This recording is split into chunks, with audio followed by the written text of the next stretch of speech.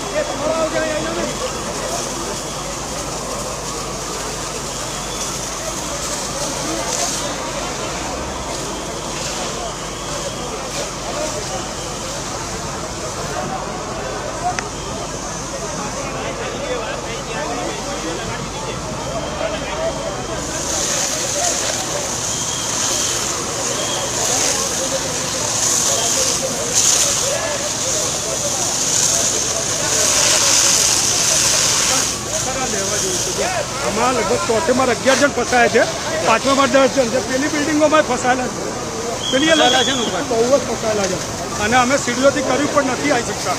કોઈ માનતું જ નથી।